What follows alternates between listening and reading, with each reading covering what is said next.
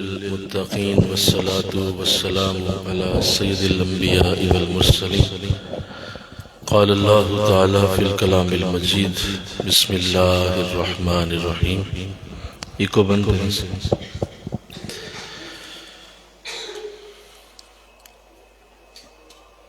یا ایہا الذین آمنوا کتب علیکم الصیام کما کتب علی الذین من قبلکم لعلکم تتقون. صدق اللہ العظیم. رب اشرح لی صدری ویسر لی امری واحلل عقدۃ من لسانی یفقہوا قولی. ان اللہ وملائکتہ یصلون علی النبی یا ایہا الذین آمنوا صلوا علیہ وسلموا تسلیما. مل کے پڑھیے صلاۃ والسلام علیکہ یا رسول اللہ وعلی آلکہ واصحابکہ یا سیدی یا حبیب اللہ. الصلاۃ والسلام علیکہ یا رحمۃ للعالمین وعلی آلکہ واصحابکہ یا سیدی یا خاتم النبیین. الصلاۃ والسلام علیکہ یا رسول اللہ وعلی آلکہ واصحابکہ یا سیدی یا حبیب اللہ.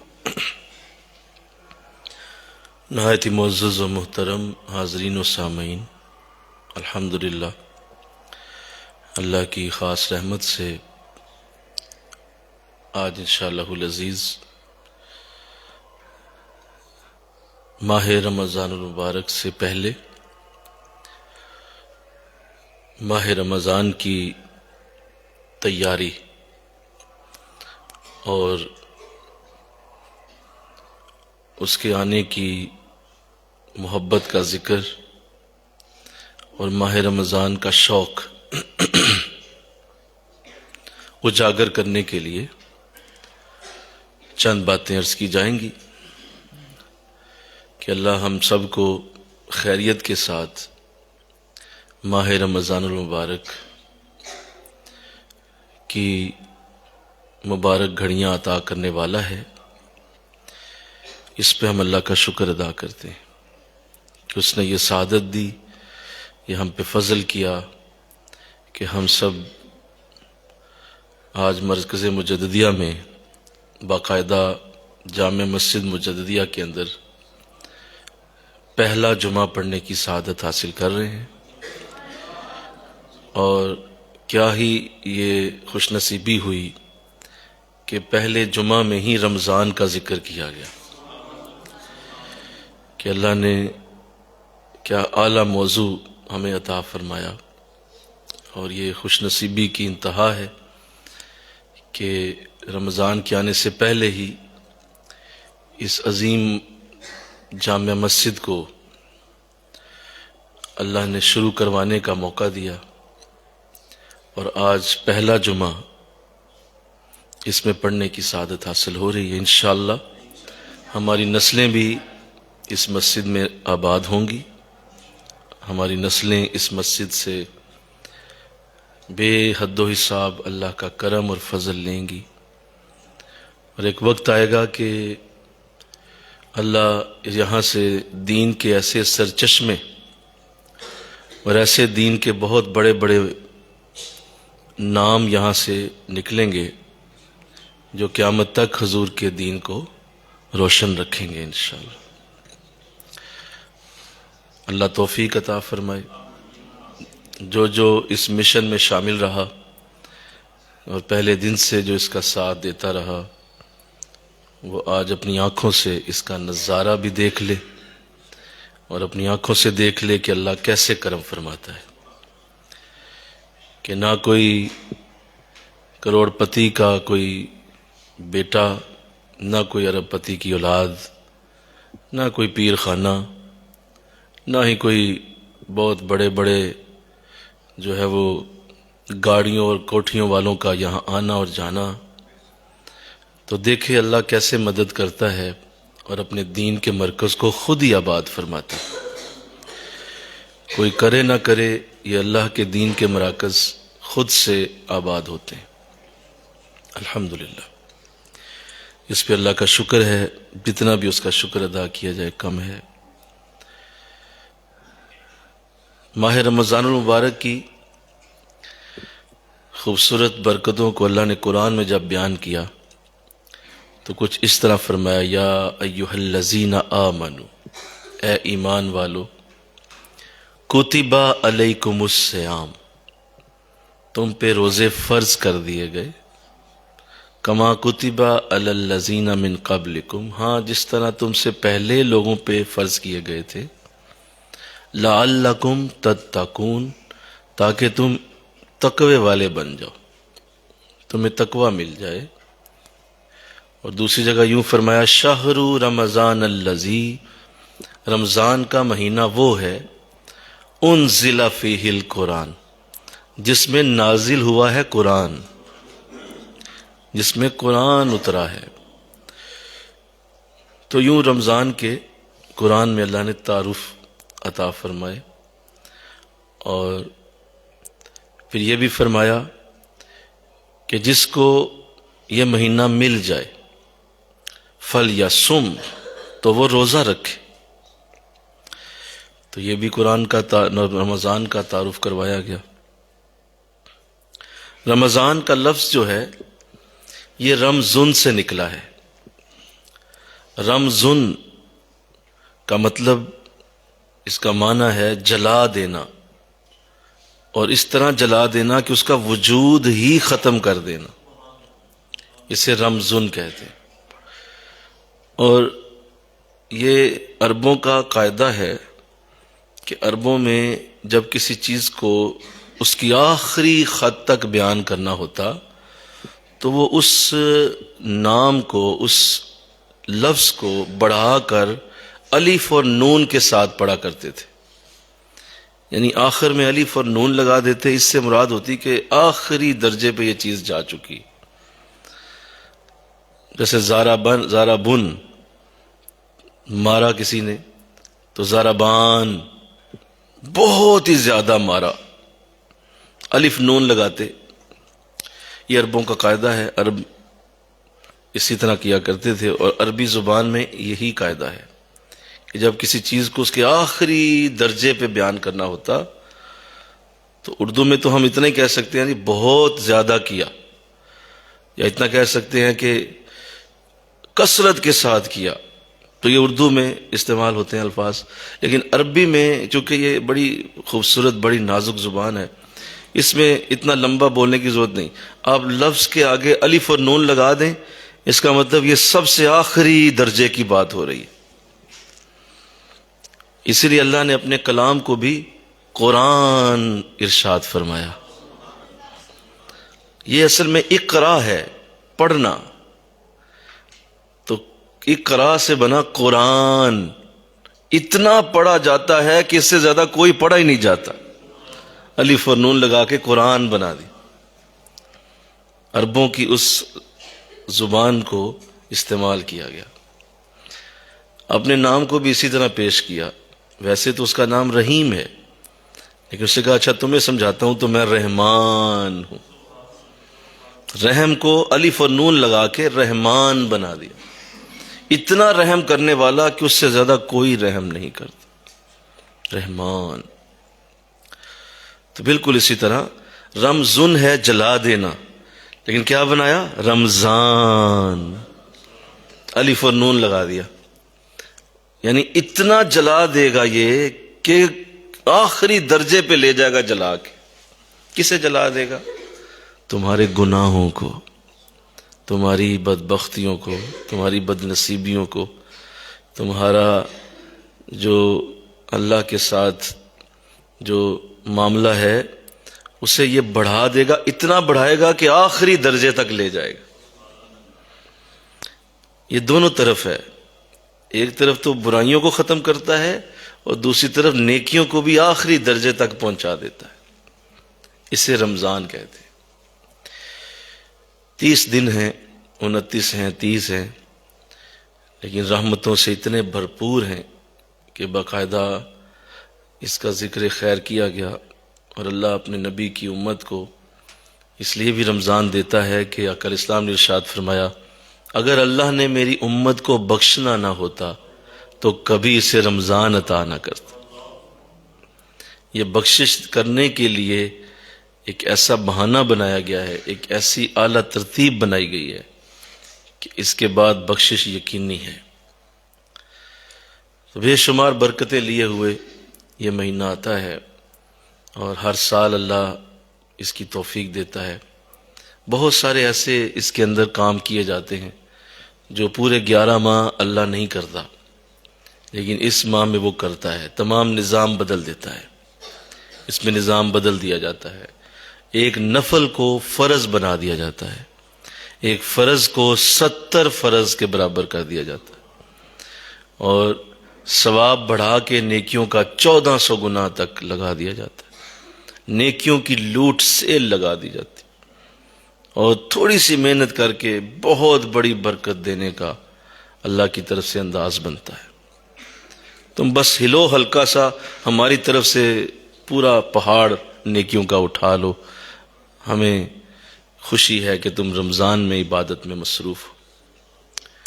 لہذا رمضان کی آمد، رمضان کا آنا، رمضان کے لیے اللہ کی بارگاہ سے برکتوں کی دعائیں کرنا اس لیے بھی ضروری ہے کہ یہ ایسا مہینہ ہے کہ اس کے بعد کوئی گنجائش رہ نہیں جاتی، اس کے بعد کوئی گنجائش نہیں رہ جاتی۔ اور حضور اسلام نے جو ارشاد فرمایا، حضرت جبرائیل علیہ السلام تشریف لائے حضور کی بارگاہ میں مسجد نبوی میں، تو حضور اس وقت اٹھ کے تو ممبر شریف کی طرف جا رہے تھے، جمعہ کی گفتگو فرمانے کے لیے ممبر کی طرف آ رہے تھے، تو 3 بار آپ نے آمین فرمایا، آمین آمین آمین۔ صحابہ نے سن لیا، اس وقت تو نہ پوچھا، پھر آپ جمعہ کے لیے حاضری ہو رہی تھی، صحابہ جمعہ سننے لگے، جمعہ ہو گیا تو پھر حضور سے پوچھا کہ حضور آپ نے آتے ہوئے ممبر کی طرف 3 بار اونچی آواز سے آمین کہا، حالانکہ کوئی کسی نے دعا نہیں کی، نہ آپ نے خود کی، لیکن آپ نے آمین فرمایا، تو حضور اس کی وجہ کیا ہے؟ تو آقا علیہ السلام نے فرمایا اس وقت میرے پاس جبریل آئے اور انہوں نے 3 دعائیں مانگی، میں نے ان تینوں دعاؤں پہ آمین کہا ہے۔ فرمایا حضور اگر اجازت ہو تو آپ ہمیں اگر وہ بتا دیں تو ہمارے لیے یہ خوشی کی بات ہوگی۔ فرمایا ہاں صحابہ سنو، پہلی دعا جبریل نے یہ کی کہ اللہ کے رسول آپ جمعہ پڑھانے جا رہے ہیں، قبولیت کا وقت ہے، آپ یہ دعا کریں کہ اللہ آپ کی امت میں ایسے لوگوں کو ہلاک کر دے کہ جسے ماں باپ دونوں ہی بوڑھے ملے ہوں، یا دونوں میں سے کوئی ایک بوڑھا ملا ہو اور اس نے ان کی خدمت نہ کی ہو، تو ایسا شخص ہلاک کر دیا جائے، مار دیا جائے، ختم کر دے اس کو اللہ، کہ اسے بوڑھے ماں باپ ملے ہیں اور وہ ان کی خدمت نہیں کرتا۔ تو آقا اسلام نے فرمایا، میں نے کہا جبریل بالکل درست کہتے ہو، آمین کہتا ہوں اس بات پہ، ایسا ہونا چاہیے۔ فرمایا دوسرا مجھے جبریل نے یہ کہا کہ اللہ کے رسول دعا کیجئے کہ جس شخص کے سامنے آپ کا نام نامی اسم گرامی محمد صلی اللہ علیہ وسلم لیا جائے، اور اس نے سنا حضور کے نام کو، اس نے آپ کے نام کو سن بھی لیا اور پھر بھی وہاں پہ درود نہیں پڑتا، تو ایسا شخص بھی ہلاک کر دیا جائے۔ فرمایا کہ بالکل درست کہا جبریل، میں نے آمین کہا کہ تم نے صحیح کہا کہ ایسے شخص کو ہلاک ہو جانا چاہیے جو میرے نام کے ساتھ سن کے بھی درود نہیں پڑتا۔ تیسرا فرمایا اللہ کے رسول دعا کیجئے جسے زندگی میں ایک بار رمضان ملا ہو۔ کتنی بار؟ ایک بار زندگی میں رمضان ملا ہو اور وہ محنت کر کے اللہ کو راضی نہ کرے، تو ایسا شخص بھی ہلاک کر دیا جائے۔ فرمایا کہ آپ جبریل ٹھیک کہہ رہے ہو، ایسے شخص کو ہلاک ہی ہو جانا چاہیے کہ جو اتنا اعلیٰ مہینہ ملنے کے بعد بھی اپنی محنت اور کوشش میں نہیں لگا اور اپنے آپ کو وہ تکلیف میں نہیں ڈالتا، پریشانی میں نہیں ڈالتا، تھکتا نہیں ہے، آرام ہی کرتا ہے، تو ایسا شخص بھی ہلاک ہی ہو جائے، اس کی اور کوئی جگہ نہیں زمین پہ۔ تو یہ تینوں دعائیں حضور نے فرمائی ہیں۔ تو وجہ کیا ہے؟ وجہ یہ ہے کہ رمضان کے بعد کسر رہ نہیں جاتی، شیاطین کو پایا زنجیر کر دیا گیا، انہیں باندھ کے ان کو بیڑیوں کے ساتھ، زنجیروں کے ساتھ فرشتوں نے پکڑ کے پوری دنیا سے رمضان کا پہلا دن آتے ہی اس کو پکڑ کے سارے اس کی جتنی بھی ضروریت ہے، اولادیں ہیں، ان کو پکڑ کے تو تحت الثرى میں بند کر دیا۔ شیطان ہے ہی نہیں، یہ جو نفس ہے اس کے لیے روزہ دے دیا گیا، روزہ کی وجہ سے بھوک ڈال دی گئی، پیاس ڈال دی گئی، نفس بھی کمزور ہو گیا، شیطان ویسے ہی قید بولو، اور نفس کے اوپر روزے کی بھوک اور پیاس ڈال کے نفس کو بھی کمزور کر دیا۔ اب رس کسر رہ کیا گئی ہے اللہ کو راضی کرنے کی؟ نفس بھی گیا، شیطان بھی گیا، اب کون ہے جو تمہیں روک رہا ہے؟ اس کا مطلب تو خود بھی کوئی شے ہے، تو خود بھی کوئی چیز ہے جو اتنا بدبخت ہے کہ رمضان کے آتے ہوئے بھی تجھے خیال کوئی نہیں، اور اس کا اندازہ ہی نہیں کہ رمضان کتنی بڑی سعادت۔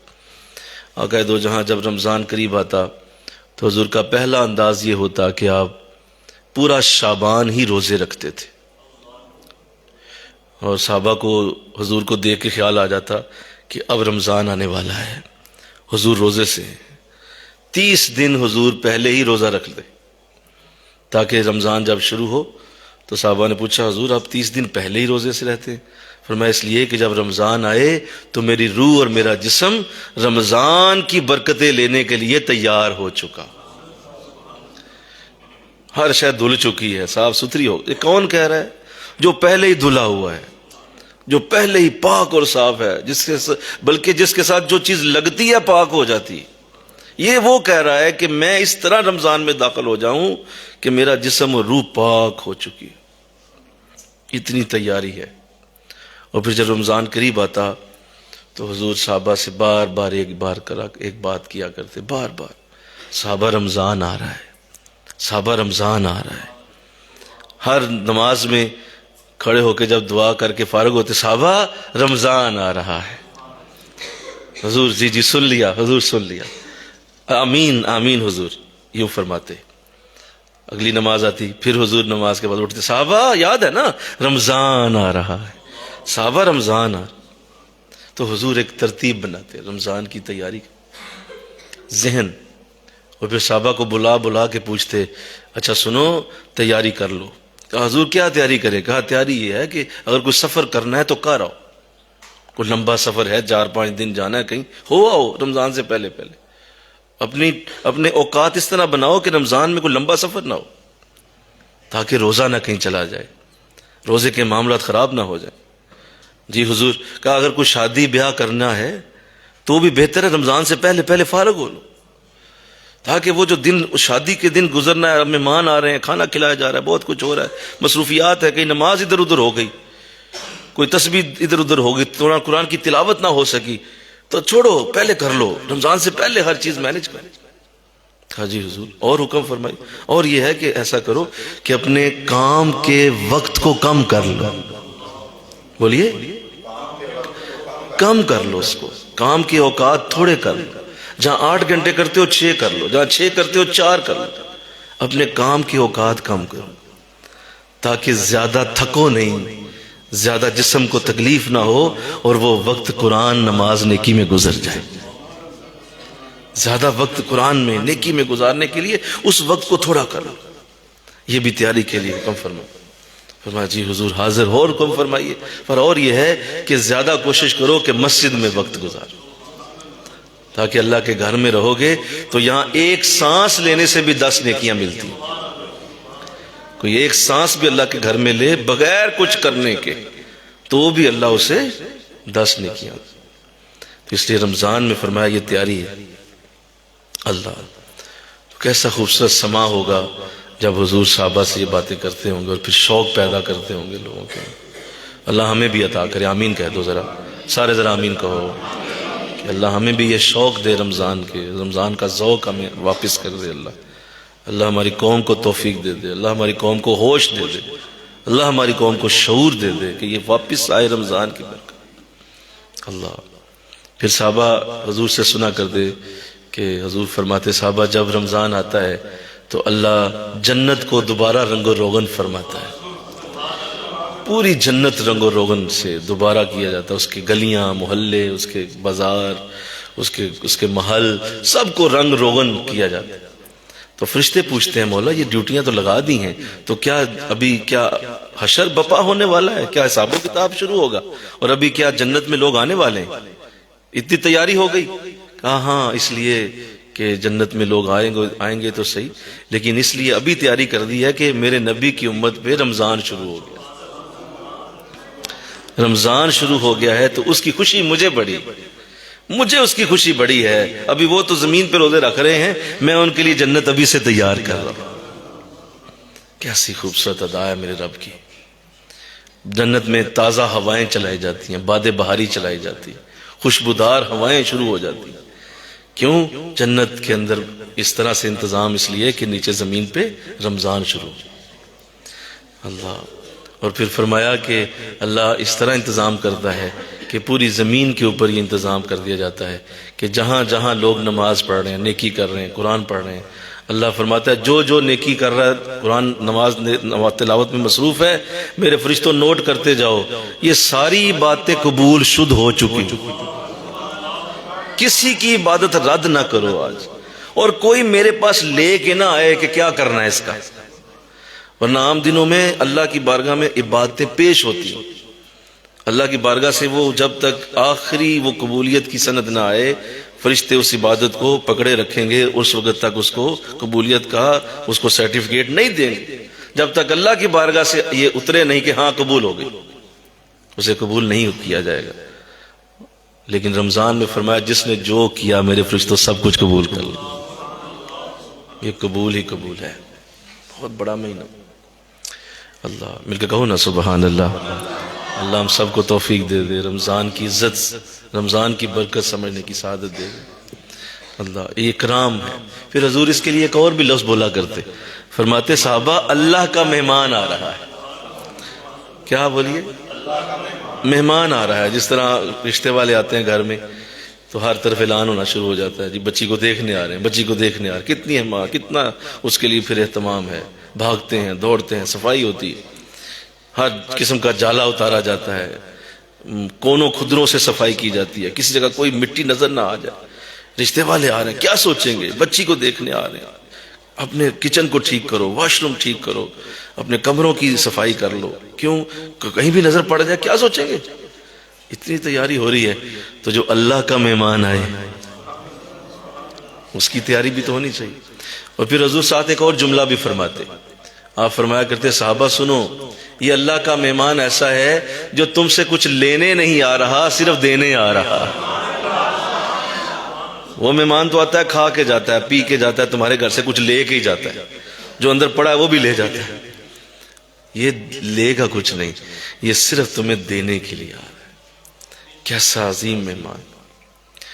تو اللہ ہمیں اس کی عزت کی توفیق دے، اس کی برکتیں اللہ ہم سب کو عطا کرے۔ اور حد ہو گئی، پھر یہ فرما کہ حضور اسلام نے جو رمضان کی عزت پیدا کی ہمارے دلوں میں، صحابہ کے دلوں میں، ہم سب کے دلوں میں، ارشاد فرمایا سنو میرے صحابہ، رمضان یہ موسم بہار کی طرح ہے۔ جس طرح بہار کا موسم آتا ہے تو ہر اس درخت پہ بھی تم پتے اور پھول دیکھو گے جو پورا سال ٹونڈ مرونڈ رہا، کوئی اس کے اوپر پتا اور پھول تمہیں نظر نہیں آیا۔ لیکن رمضان ایسا ہے جیسے بہار کا موسم، جس طرح اس درخت پہ جب بہار آتی ہے تو اس پہ پھول اور پتے فریش گرین گرین نکل آتے، سبز سبز، آپ حیران ہوتے ہیں یار اس کو تو پورا سال ایسے دیکھا تھا، اب کیا ہو گیا؟ جی اب بہار آ گئی ہے۔ تو ایسے یہ بہار کا موسم ہے، اس میں مومن کے اوپر نیکیاں ہری ہو جاتی، مومن کی نئی نیکیاں پھوٹتی، اور اس کی وہ پرانی جتنی بھی نیکیاں انہیں اللہ پرانے جتنے بھی گناہ ہیں انہیں جھاڑ دیتا ہے اور اس کی جگہ نیکیاں اس کے اوپر اگا دیتا ہے۔ یہ بہت بڑا مہینہ۔ پھر فرمایا جو مجھے جس بات نے بڑا مجھے خوشی دی اور میں آج تک اس بات کو جب یاد کرتا ہوں، اور مجھے جب اس بات کی برکت اللہ نے دی تھی، اللہ آپ کو بھی دے، آمین کہو، اللہ آپ کو بھی دے۔ آقا علیہ السلام نے ارشاد فرمایا رمضان سارے سال کا خلاصہ ہے۔ آؤ میں تمہیں بتاؤں صحابہ رمضان کیا ہے، یہ سارے سال کا خلاصہ ہے، یہ سمری ہے۔ جس نے جیسا رمضان گزارا تم اسے پورا سال ویسا ہی دیکھو گے، یہ ہو ہی نہیں سکتا کہ بعد میں بدل سکے۔ جیسا رمضان گزرا، جس طرح کے دن رمضان میں اس کے رہے، جس طرح کی کوشش رمضان میں کرتا رہا، پورا سال اللہ کی بارگاہ سے اب اسے ہلنے کی ضرورت نہیں ہے، خود ہی اللہ اسے توفیق دیتا جائے، کیونکہ رمضان کی برکت پورا سال جائے گی۔ یہ صرف 30 دن نہیں ہیں، یہ 30 دن نہیں ہیں، یہ پورے سال کی برکتیں لیے ہوئے ہیں۔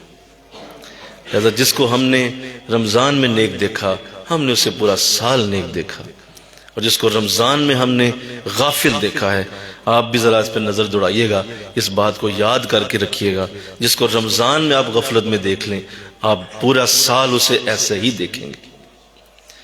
لہٰذا اللہ اس سے محفوظ کر لے، آمین کہو۔ بڑی یہ اعلیٰ برکتوں کے دن ہیں، اور ان دنوں کی عزت و برکت جس کو سمجھ آ جائے وہ رمضان کے لیے خصوصی تیاری کرتا ہے۔ اور بھی بڑی فضیلت کی باتیں ہیں، میں لمبا ذکر ہوگا، میں اپنے اصل موضوع پہ آؤں۔ یہ تو اس لیے گفتگو کی کہ رمضان کا ذرا پیار دوبارہ سے پیدا ہو، بالکل دوبارہ سے ذرا وہ گرد اتر جائے، اور ایک بار پھر رمضان کی محبت دل میں جاگ اٹھے کہ اللہ نے اتنا عظیم مہینہ عطا فرمایا۔ اور پھر ایک اور بات کر دوں تاکہ پھر میں اپنے اصل موضوع پہ آ جاؤں۔ آقا اسلام نے ارشاد فرمایا، دو چیزیں ایسی ہیں جو تمہارے اگر خلاف ہو گئیں تو تمہیں کوئی بھی دوزخ سے نہیں بچا پائے گا۔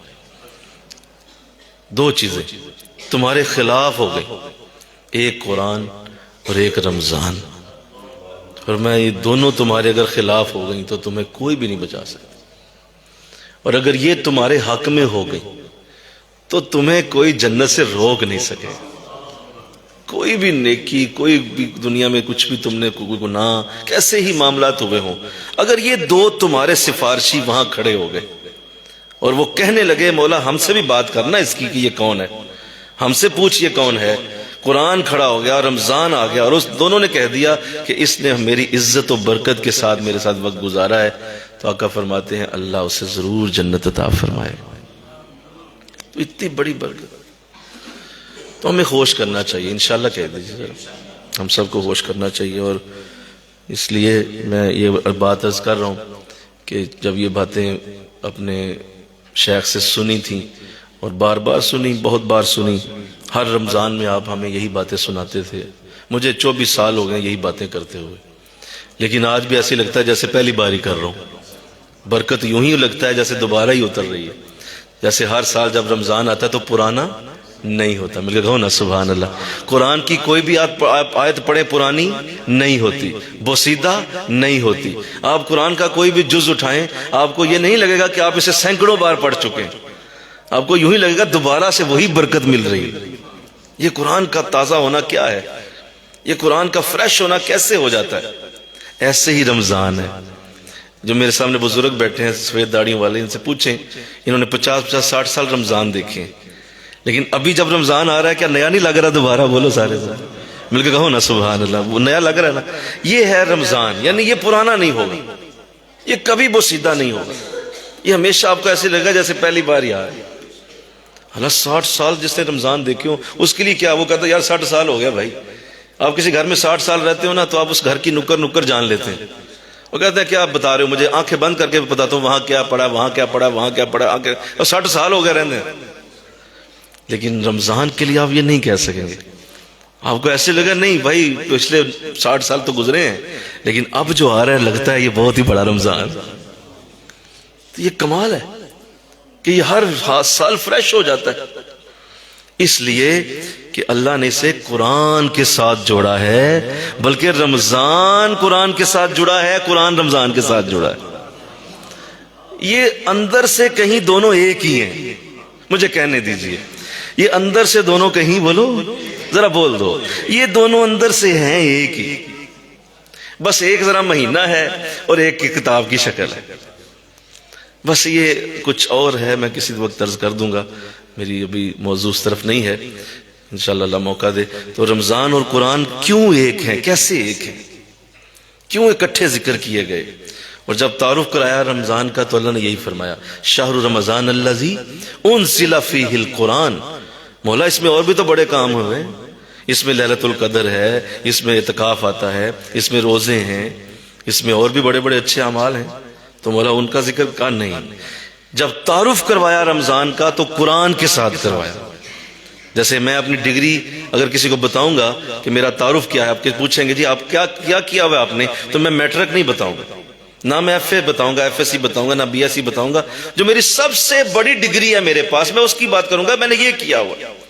تو ایسے ہی اللہ نے یہ دیکھ لیا کہ رمضان میں سب سے بڑا کام کیا ہوا ہے، تو وہ قرآن کا ذکر فرمایا۔ اس لیے دونوں ایک ہی، یہ کٹھے اللہ۔ تو آؤ اللہ توفیق دے اور ہمیں رمضان کی عزت سمجھنے کی سعادت عطا فرمائے۔ وہ واقعہ بڑا مشہور ہے کہ کسی ہندو نے اپنے بچے کو دیکھا، کتابوں میں لکھا ہے، بزرگوں نے لکھا ہے اسے، اپنے بچے کو دیکھا کہ وہ دروازے کے پاس کھڑا کھا رہا تھا کچھ، تو رمضان کا مہینہ تھا تو وہ گزرتے اس نے دیکھ لیا، قریب گیا، اس نے جا کے اس کے سر پہ زور سے جو ہے وہ تھپڑ دے مارا، اسے کہا یہ تو کیا کر رہا ہے؟ کہا کچھ نہیں ابا جی کھا رہا ہوں۔ کہا تجھے شرم نہیں آتی؟ یہ مسلمانوں کا رمضان ہے اور رمضان کے مہینے میں اس طرح باہر کھڑے ہو کے کھانا کھانا، رمضان عزت کا مہینہ ہے، اس کی عزت کرنے کا۔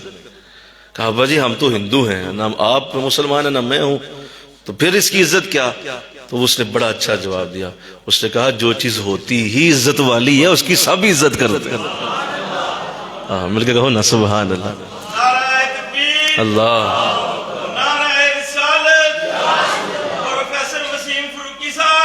جو چیز ہے عزت والی اس کی سب عزت کرتے ہیں پتر، یہ عزت والا مہینہ ہے۔ کہا ٹھیک ہے، اب اندر چلا گیا۔ رات ہوئی تو اگلے دن کسی نے دیکھا کہ مسجد سے وہی ہندو باہر آ رہا ہے، پوچھا کہ جی آپ کہاں سے آ رہے؟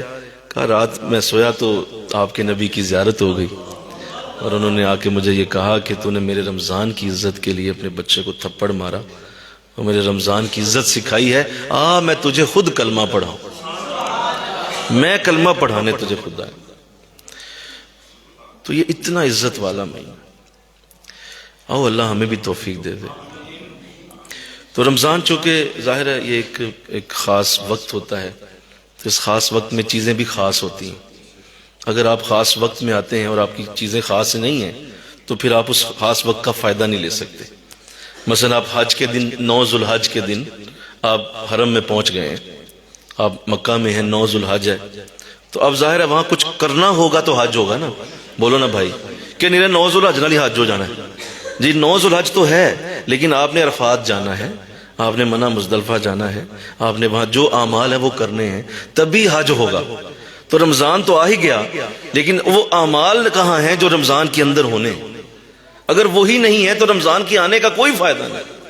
قطعاً ایسے ہی ہے جیسے 9 ذو الحج آپ مکہ پہنچ تو گئے لیکن وہ کام نہیں کیے آپ نے، تو حج کیسے ہوگا بھائی؟ حج جائیں گے تو وہاں پہنچیں گے تو حج ہوگا نا، عرفات کے اندر جائیں گے تو حج ہوگا۔ تو ایسے ہی رمضان جب شروع ہو جائے تو اس کے لیے کچھ خاص کام ہوتے ہیں، اس خاص کاموں کو کرنے سے ہی رمضان کی برکت ہے، ورنہ نیرا رمضان کے نعرے لگاتے رہنا اور لوگوں سے بھی کہتے رہنا رمضان آ گیا رمضان آ گیا رمضان آ گیا، بھئی کیسے آ گیا؟ آپ وہ کام تو کر نہیں رہے جو رمضان کے ہیں۔ تو آئیے ان کاموں کو آج مجھ سے سن لیں اور اللہ مجھے بھی دے توفیق، آپ کو بھی دے انشاءاللہ کہیں۔ سب سے پہلی چیز جو رمضان میں کرنی ہے انشاءاللہ، جو رمضان کی سب سے بڑی برکت ہے، اور وہ اگر ہو جائے گی نا تو باقی چیزیں بھی ہو ہی جائیں گی۔ قرآن نے اس کا ذکر کیا، یا ایھا الذین آمنوا کتب علیکم الصیام کما کتب علی الذین من قبلکم لعلکم تتقون۔ یہ جو آخری 2 لفظ ہیں یہ ہے اصل سٹوری، اصل کہانی یہ آخری 2 لفظوں کے اندر ہے کہ یہ سارا مہینہ تمہیں دیا روزے رکھنے کے لیے دیا، تم سے پہلے بھی لوگ روزے رکھتے رہے، یہ سارا کچھ ہوتا رہا، ہاں کیوں دیا؟ لعلکم تتقون، تاکہ تم گناہوں سے بچ جاؤ، گناہ چھوڑ دو۔ گناہوں کے کام چھوڑ دینا یہ رمضان کا سب سے پہلا کرنے کا کام۔ کیا بولو؟ گناہوں کے کام، گناہ چھوڑ دینے۔ اب جو گناہ جو بھی آپ کرتے ہیں آپ خوب جانتے ہیں، ہم سب خوب جانتے ہیں کہ ہمارے پاس وہ لسٹ پڑی ہے ہمارے دل کے اندر، ضمیر بتاتا رہتا ہے کہ یہ فلاں فلاں جگہ تم گناہ کرتے، اس گناہ کو چھوڑنا ہوگا، آپ نے اسے چھوڑنا ہے، ہر صورت چھوڑنا ہے۔ اور اگر آپ وہ نہیں چھوڑنا چاہتے تو حضور کی حدیث پھر سن لیجئے، ارشاد فرمایا جس نے گناہ بھی ساتھ ساتھ جاری رکھے اور رمضان بھی آ گیا، اس کا روزہ سوائے بھوک اور پیاس کے اور کچھ بھی نہیں، صرف بھوکا اور پیاسا، 2 چیزیں بس اسے ملی ہیں، نہ اللہ کے ہاں وہ روزہ نوٹ ہوا ہے، نہ ہی رمضان کے اندر اس کی انٹری ہوئی ہے۔ کیوں؟ وہ باز ہی نہیں آ رہا، اپنے اعمال کے ساتھ وہ اسی طرح ہے جیسے وہ پہلے کرتا تھا، جیسی چال بے ڈھنگی، وہ اسی بے ڈھنگی چال کے ساتھ ہی رمضان میں داخل ہو گیا۔ تو ایسے تو نہیں ہوتا، یہ تو نہیں ہو سکتا۔ اگر کعبہ شریف میں ایک نماز پڑھنے کا ثواب 1,00,000 نماز ہے تو کعبہ شریف میں ایک گناہ بھی 1,00,000 ہی ہے، وہ بھی 1,00,000 سے ملٹیپلائی ہونا ہے کہ وہ ایک نہیں رہنا. تو ایسے ہی اگر وہاں بھی گناہ ہی ہوگا تو پھر باقی رہ کیا گیا. تو انشاءاللہ کہہ دو سارے خود دیکھیں اپنے اندر، اپنے آپ کو نا ذرا موٹا سا اپنے آپ کو ذرا جملہ بولیں کہ تو اپنے آپ کو کیوں کب ٹھیک کرے گا، اب تو رمضان آ گیا، اب تو رمضان آ گیا. اپنے آپ کو خود ہی کہہ لیں. وہ جو بھی ہے، جیسا بھی انداز ہے، آپ جانتے ہیں کہ آپ کہاں پہ کیا کر رہے ہیں. غیبت ہے، چگلی ہے، بد نظری ہے، بے نماز ہونا ہے، بہت سارے گناہ ہیں، لمبی لسٹ ہے. چوری ہے، اسی طرح رشوت لینا ہے، سود ہے، مطلب جو بھی کاروبار کے اندر ڈنڈی مارنا، اپنے کاموں کو ادھر ادھر کرنا، رزق حلال کو چھوڑ کے حرام کی طرف بھاگنا. کوئی بھی ایسا عمل جو برائی ہے اسے آپ نے اگر نہ چھوڑا تو بڑی مہربانی تسلی سے رضائی لیں اور سو جائیں. نہ ڈرامہ کریں، کسی کو نہ دکھائیں. اللہ کو کسی ایسے روزے کی ضرورت نہیں، نہ رکھیں. پہلے اسے چھوڑنے کا پورا ارادہ کریں، اسے کر لیں. یہی سب سے بڑی برکت ہوگی. حضرت ابوبکر صدیق رضی اللہ تعالیٰ عنہ نے کتنا خوبصورت جملہ بولا. ارشاد فرمایا نیکی کرنا اتنا ضروری نہیں ہے جتنا گناہ سے بچنا ضروری ہے. اتنا ضروری نہیں ہے نیکی کرنا، وہ اللہ کرا ہی لیتا ہے. گناہ سے بچنا زیادہ ضروری ہے. وہ تم نے بچنا ہے، خود بچنا ہے کہ نہیں کرنا ہے. یار رمضان آ گیا تو اللہ اس کی توفیق دے دے. انشاءاللہ کہو اللہ اس کی سعادت دے دے اور گناہوں سے انسان بچا رہے، پیچھے ہٹ جائے، اپنے آپ کو روک لے، اپنی روٹین کو سیٹ کر لے. اور جب گناہ کا کام ظاہر چھوڑے گا تو کیا ہوگا؟ سنو، گناہ کا کام چھوڑے گا نا تو پرہیز ہوگا، اور پرہیز سے اب دوائی اثر کرے گی. بولو کیا ہوتا ہے؟ پرہیز سے دوائی اثر کرتی ہے. ایسے ہی ہے جی، آپ جب پرہیز ہی نہیں کرتے تو آپ کتنے ہی بڑے ڈاکٹر سے دوائی لے لیں، آپ کتنی ہی اعلیٰ نیکی کر لیں، وہ پرہیز آپ کر نہیں رہے.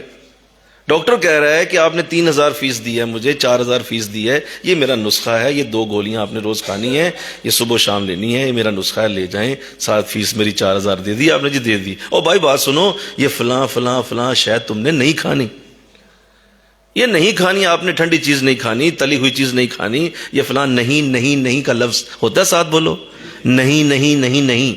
وہ اس نے ساتھ کہا ہوتا ہے کہ یہ چیزیں نہیں، تو پھر یہ ہاں، یہ 2 گولی ہاں، اور یہ باقی نہیں نہیں نہیں.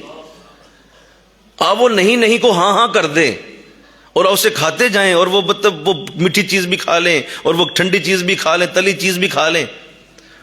اور ڈاکٹر کو پھر آپ منہ پھاڑ پھاڑ کے گالیاں دیں، یار دیکھو 4,000 روپیہ لے لیا، کیا بنا حد ہوگی. اتنا لاہور تک میں چلا گیا یار، کرایہ بھی خرچ ہوا، میرا وقت لگ گیا، شام تک میں واپس آیا، اور دیکھو اسی طرح میری بیماری اور بڑھ گئی.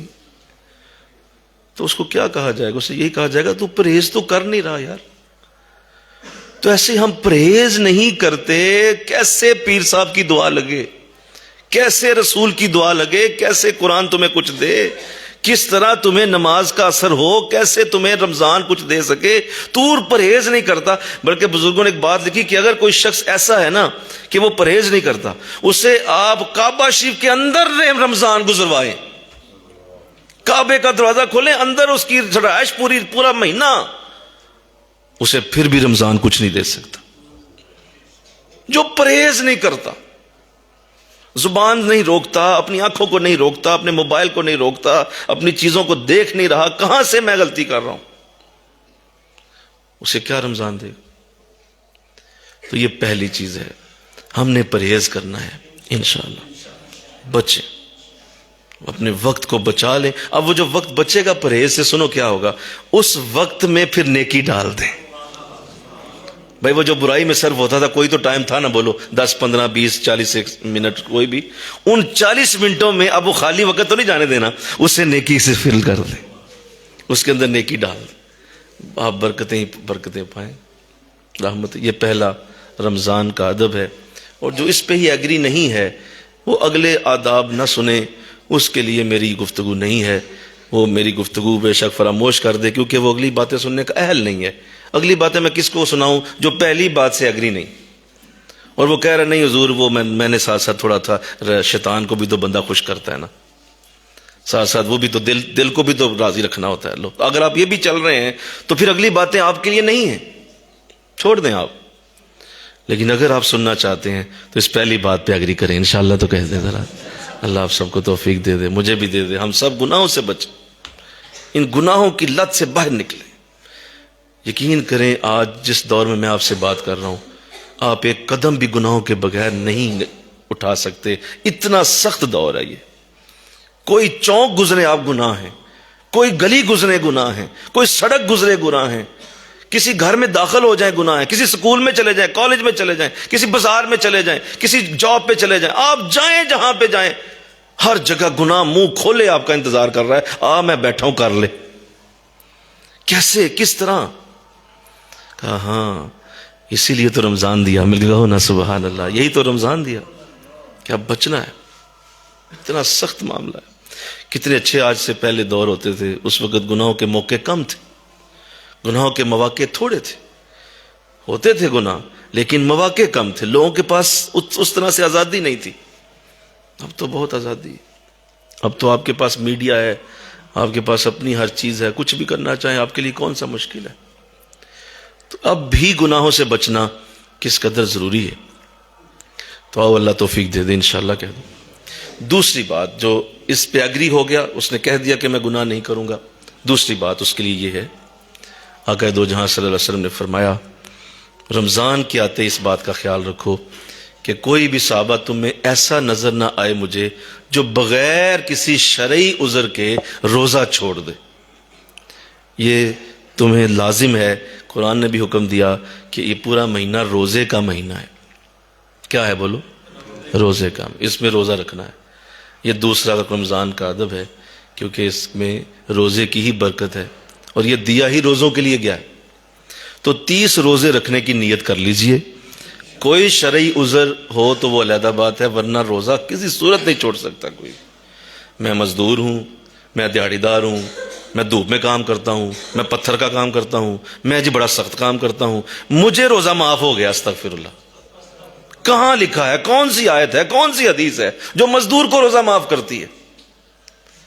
آپ کوئی بھی ہیں, آپ کسی بھی جگہ ہیں, کوئی بھی کام کرتے ہیں, روزے کو اپنی مرضی سے آپ نہیں چھوڑ سکتے. آپ خود اپنے اوپر حکم کیسے لگا رہے ہیں؟ آپ کو پتا یہ کتنا بڑا فرض ہے, یہ اسلام کا رکن ہے, اسلام کا ستون کی طرح رکن ہے یہ. آپ اسے کیسے چھوڑ سکتے ہیں؟ چھوٹی سی بات سے مجھے سر درد ہو رہی تھی, میں نے سحری نہیں کی, میں جی لیٹا تو بخار تھا, اٹھا تو بخار تھا, تو روزہ چھوڑ دیا آپ نے. کیسے چھوڑ دیا؟ آپ کو اندازہ ہے آپ نے کیا کیا ہے؟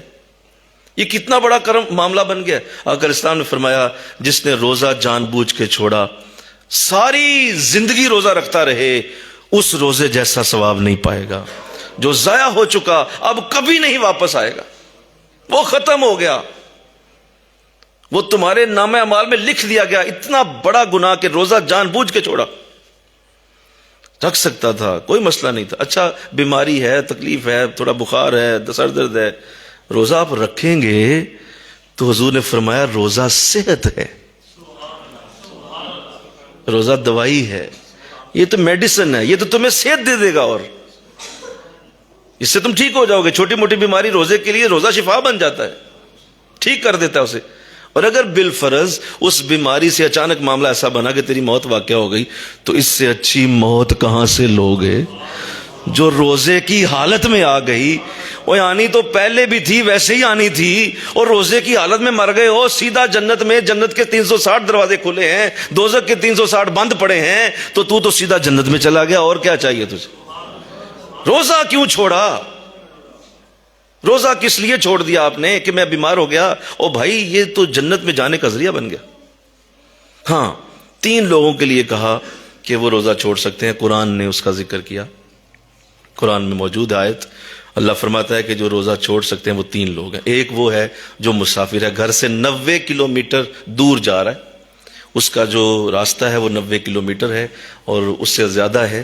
تو اب وہ راستے میں چونکہ مسافر ہے تو اس کو اجازت ہے کہ وہ روزہ چھوڑ دے, لیکن رمضان کے بعد اسے واپس رکھے. بولو, وہ معاف نہیں ہوا, وہ معاف نہیں ہوا. وہ رمضان میں اگر چھوڑا ہے تو اب اسے رمضان کے بعد لوٹانا ہوگا. لیکن آگے آیت کیا خوبصورت بات کرتی ہے. اللہ فرماتا ہے کہ اگر تم مسافر ہو تو روزہ چھوڑ سکتے ہو، ہاں اگر تم رکھ لو رمضان میں تو بہتر ہے، سفر میں بھی رکھ لو. لیکن میری طرف سے آپشن تمہارے پاس چلی گئی، تم آپشن میری استعمال کر لو. میں تمہیں دیکھ رہا ہوں، میرے بندے ہو، تکلیف میں ہو، سفر ہے، تو ایسا کرو چھوڑ دو. لیکن آگے بولو رکھ لو تو بہتر، رکھ لو.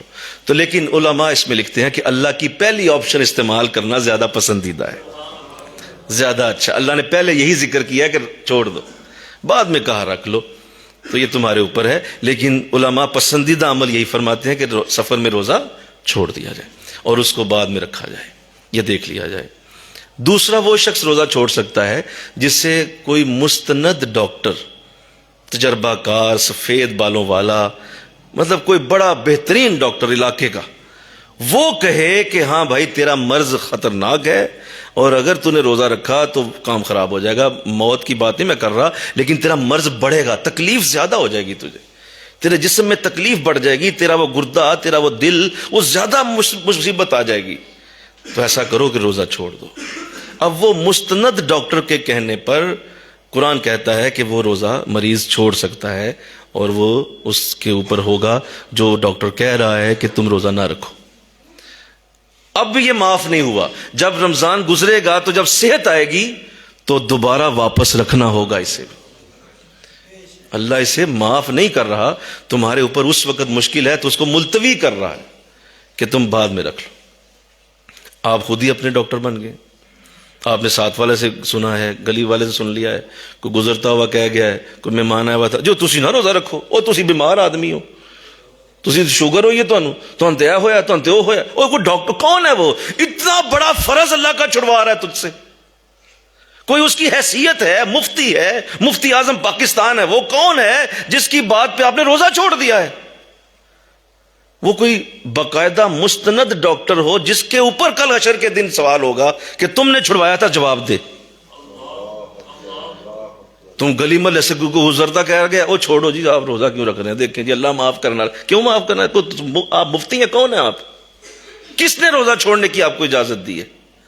گھروں میں عورتیں بھی ایسے ہی کرتی ہیں، چھوٹا سا کام ہو گیا ہلکا پھلکا، وہ معاملہ حمل آ گیا، تھوڑا اللہ نے کرم کیا، فضل کیا، اور روزہ چھوڑ کے بیٹھ جاتی ساری. اللہ معاف فرمائے. کیا ان چیزوں سے اگر روزوں سے تکلیف ہوتی ہو تو اللہ پھر روزوں میں استغفر اللہ اولادیں ہی بند کر دے لوگوں کی. لیکن اللہ ایسے نہیں کرتا، اللہ تو عطا کرتا ہے، اللہ تو فضل کرتا ہے. تو اتنا لائٹ لے لیا رمضان کے روزے کو. دو طبقے ایسے ہیں جو نہیں رکھتے.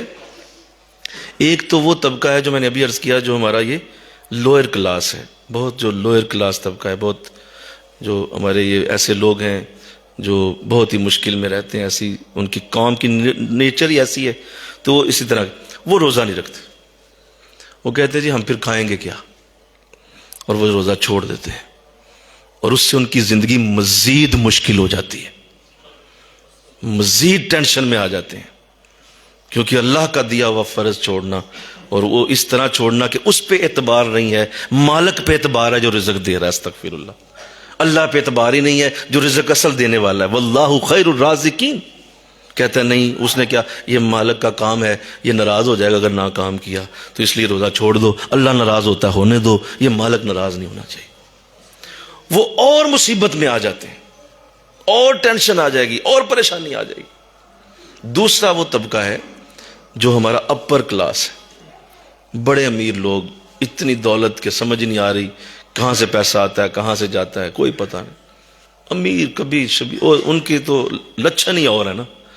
وہ تو روزہ ان کے ہاں روزہ، استغفر اللہ. میں لفظ سنے ایک شخص سے، میرے کانوں نے سنا، اس نے کہا کہ روزہ تو غریبوں کا کام ہے، یہ ہم جیسے لوگوں کا کام نہیں بھائی. ہم ایک کہتا ہے، مجھے عمر نواز صاحب بتانے لگے، ان کے آفس میں وہ بڑا، وہ بھی ایسا ہی ہے کوئی شخص، تو کہنے لگے کہ وہ یہ کہتا تھا جی عمر صاحب میں تو روزہ رکھ لوں تو مجھے ایک ایک کے دو نظر آنا شروع ہو جاتے ہیں. میرا تو بڈیڈر جانا، میری تو بنائی کام کرنا چھڑ جاتی. تو یہ بھی اپر کلاس ہماری روزہ نہیں رکھتی. اور یہ سارے ہوٹل بدبخت سارے آگے لگا کے کناتے ہیں، تو اندر روزے کے چور اور روزے کو سر عام قتل کر رہے ہوتے ہیں، اور سمجھتے ہیں کوئی نہیں دیکھ رہا انہیں. ایسے شخص کو جتنی سخت تکلیف پورا 11 مہینے، آپ پوری دوربین لگا کے اس پہ لگا دیں پورا 11 مہینے، آپ دیکھیں گے ایسا شخص کیسے ناک رگڑتا ہے پھر پورا سال، جو رمضان کی بے عزتی کرے اور رمضان کے لیے اس طرح کا انداز اختیار کرے، سوچے کہ روزہ کیا چیز ہے، پھر کی ہو گیا، آؤ تو میں روزہ کھلوانا، انہیں 12 بجے کھولو، ایسے لفظ بولتے ہیں۔ تو اللہ ایسی قوم کو کیسے برکت دے گا جو اتنے دن آنے کے باوجود بھی اس رحمت کو نہ لے؟ تو یہ دو لوگ ہو گئے۔ تیسرا وہ ہے، بولیے، وہ ہے جو ضعیف ہے اور ایسا بوڑھا ہے کہ 90 سال 100 سال کی عمر ہے، اور اس عمر میں جا کے بھوک اور پیاس اسے برداشت نہیں ہوتی، کیونکہ اتنی زیادہ عمر ہو جائے تو بھوک کی شدت زیادہ ہو جاتی، اب اسے کھانے کی حاجت اتنی ہے کہ وہ نہیں برداشت کر پاتا، ہاتھ کانپتے ہیں، جسم کانپتا ہے، اور بیچارہ ہاتھوں سے پاؤں سے مجبور ہے۔ اس کے لیے شریعت کہتی ہے، قرآن کہتا ہے کہ وہ فدیہ دے، رمضان کے روزے سحری اور افطاری کا حساب کرے اور کسی اور شخص کو اپنی جگہ روزے رکھوائے اور اسے پیسے دے دے اور اسے کہے بھائی یہ میری طرف سے رکھ لو، میری طرف سے تم رکھ لو، تمہارا صحت کا معاملہ ہے تم رکھو، وہ اپنا بھی رکھے گا، ثواب اس کو بھی ہو جائے گا۔ یہ ہے فدیہ، مل کے کہو سبحان اللہ۔ تو یہ تین ہو گئے، بولو، پہلا بول دیجئے مسافر، دوسرا بول دیجئے ایسا مریض جسے کسی ڈاکٹر نے کہا ہو کہ تم مریض ہو اور اگر رکھو گے تو روزہ تمہاری طبیعت زیادہ خراب ہوگی، اس کے لیے، اور تیسرا ضعیف۔ اس کے علاوہ کوئی ایسا شخص نہیں، کوئی وزیر کبیر امیر غریب کوئی نہیں جو روزہ چھوڑ سکے۔ وجہ کیا ہے؟ اتنی سختی کیوں کی گئی؟ اچھا چھوڑا پھر بھی نہیں ہے، وہ ضعیف کو چلو معاف ہو گئے ہیں، لیکن جو پہلے دو ہیں ان کے ملتوی ہوئے ہیں، وہ واپس کریں گے اسے۔ کیوں؟ اتنا مسئلہ کیا ہے؟ اتنا بڑا معاملہ کیوں ہے؟ آئیے سنیے کیوں ہے اتنا بڑا معاملہ۔ آقا اسلام نے فرمایا، اللہ فرماتا ہے الصوم لی وانا اجزا بہ، روزہ میرے لیے ہے اور میں خود ہی اس کی جزا بنتا ہوں۔ فرشتوں لے جاؤ اپنے رجسٹر واپس۔ کون سے مولا یہ ثواب لکھنے کے لیے آئے ہیں؟ کہا لے جاؤ، اٹھاؤ رجسٹر، بھاگ جاؤ سارے۔ مولا کا کوئی ثواب تو دے، پورا دن بھوکا رہا ہے، پیاسا رہا ہے۔ کہا کوئی ثواب نہیں۔ کہا تو پھر کیا لکھے؟ جنت لکھے؟ کہا کوئی جنت نہیں۔ مولا نہ ثواب نہ جنت، دینا کیا ہے؟ کہا اسے جاؤ کہہ دو میں ہی اس کا ہو گیا، میں اس کے نام، میری اپنی برکت اس کے ساتھ جڑ گئی، میں اس کو ملا جو روزہ رکھتا ہے۔ اب بتاؤ، جس کے جواب میں خود خدا آ رہا ہو اسے کہتا ہے نہیں رہنے دو، روزہ کی رکھنا، یہ کیا بات ہوئی؟ چھوڑ دو یار، خود خدا مل رہا ہے۔ اس لیے یہ بہت بڑا ہے، انشاءاللہ کہہ دو، اس کو بتاؤ، لوگوں کو بتاؤ، سمجھاؤ، اپنی اولادوں کے اندر یہ چیز ٹرانسفر کرو، ورنہ حالت بہت بری ہو گئی ہے۔ لوگ بھاگ گئے ہیں روزے سے، بڑے بڑے لوگ اس غلط فہمی میں پڑ گئے ہیں کہ کوئی نہیں یار پھر کیا ہوگا۔ ایسا نہیں ہے۔ دو باتیں ہو گئی۔ تیسری بات جو رمضان میں ضروری ہے وہ ہے رمضان کی فرض نماز۔ رمضان کی فرض نماز نہیں چھوڑی جا سکتی۔ عام دنوں میں فرض نماز چھوڑنا بھی ممکن نہیں ہے، رمضان کی فرض نماز تو بہت ہی بڑی ہے۔ اور عام دنوں میں اندازہ کریں، آپ نماز پڑھتے ہیں، نفل پڑھتے ہیں، سنتیں پڑھتے ہیں، فرض پڑھتے ہیں، رمضان میں نفل ہی فرض بن رہا ہے۔ میں نے رات عرض کر رہا تھا کہ دیکھیں کیسی عجیب بات ہے، ذرا غور سے سنیے گا، کیسی عجیب بات ہے۔ نفل کہتے ہیں ایکسٹرا عبادت کو، جو اضافی ہے، جو آپ نے پڑھی نہیں پڑھی اس کا کوئی سوال نہیں، اللہ کی بارگاہ سے اسے پوچھ نہیں ہوگی جو نفل چھوڑ دے، کیونکہ نفل پہلے ہی ایکسٹرا ہیں، یعنی ان کا وجود ہی نہیں ہوتا۔ آپ پڑھتے ہیں تو وجود بنتا ہے نفل کا، اس سے پہلے اس کا وجود بولو نہیں تھا، آپ نے پڑھا تو بن گئے، یعنی وجود نہیں تھا۔ رمضان کیا کرتا ہے؟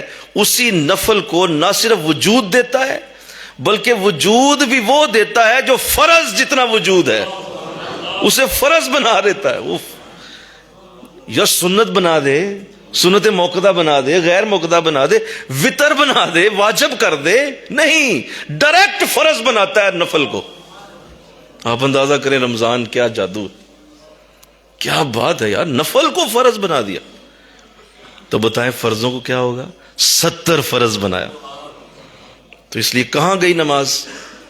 آپ نے 1 رکعت پڑھی، کہاں تک بات چلی گئی؟ 2 رکعتیں پڑھی، کہاں چلی گئی؟ لہذا اب اندازہ ہے، اتنا بڑی لوٹ سیل لگ جائے تو بتاؤ تم بے وقوف وہ نماز چھوڑ رہے ہو۔ اچھا کئی ایسے ہوتے ہیں رمضان میں عجیب لوگ ہیں، پورا دن روزہ رکھا ہوا ہے، نماز ایک نہیں پڑھی. ایسے بھی آپ نے دیکھے ہوں گے، روزہ رکھ کے نماز نہیں پڑھتے. تو ایسا تو نہیں ہو سکتا. رمضان کی نماز فرض ہے، اور فرض فرائض میں بہت بڑی فرض ہے، عام نمازوں سے بھی کہیں بڑھ جاتی ہے. اس لیے بزرگوں نے فرمایا جو رمضان میں فرائض ادا کرتا ہے، نماز پڑھتا ہے، وہ انشاءاللہ پورا سال نمازی ہو جائے گا، اسے پورا سال نماز کی توفیق ملے گی، کیونکہ رمضان کی نماز نے اس کو پورا سال نماز کا نور دے دیا. تو انشاءاللہ کہہ دو کوئی نماز چھوٹنے نہ پائے، اور پڑھیے، جماعت سے پڑھیے، بھاگ کے پڑھیے، پہنچیے، جماعت ڈھونڈیے کہاں جماعت ہو رہی.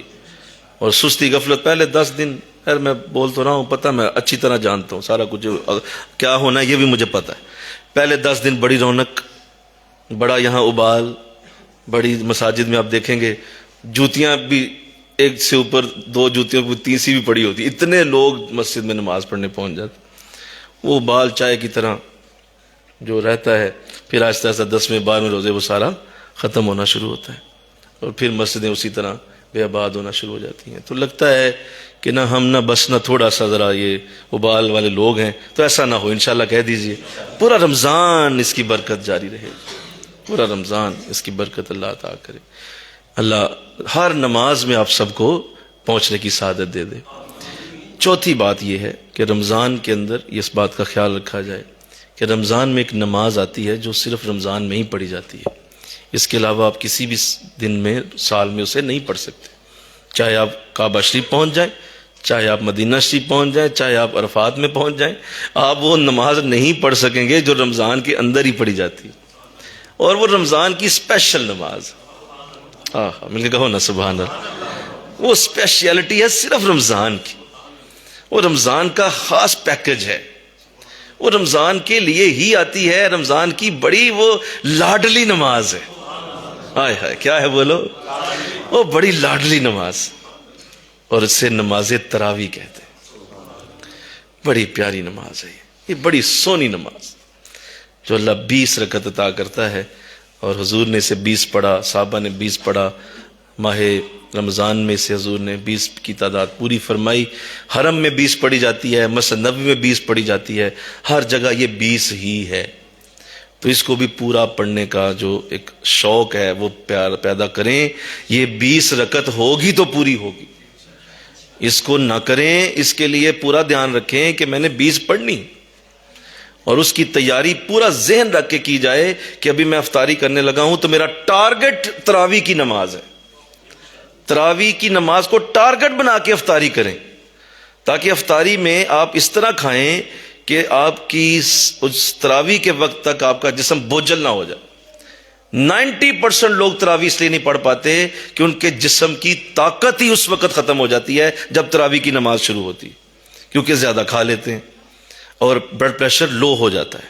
جب آپ کو بھوک زیادہ لگی ہو نا، اگر آپ زیادہ کھانا کھائیں تو ساتھ ہی بلڈ پریشر لو ہوتا ہے، آپ کو نیند آنا شروع ہو جاتی ہے.